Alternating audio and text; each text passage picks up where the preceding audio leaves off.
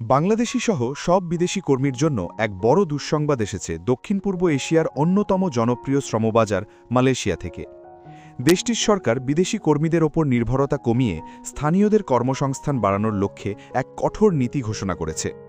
এই পরিকল্পনার অংশ হিসেবে আগামী ১ জুন থেকে বিদেশি কর্মীদের এমপ্লয়মেন্ট পাস বা কাজের অনুমতির জন্য ন্যূনতম বেতনসীমা প্রায় দ্বিগুণ করা হচ্ছে। এর ফলে দেশটিতে কর্মরত লাখ লাখ বাংলাদেশি শ্রমিকের ভবিষ্যৎ এখন চরম অনিশ্চয়তার মুখে পড়েছে।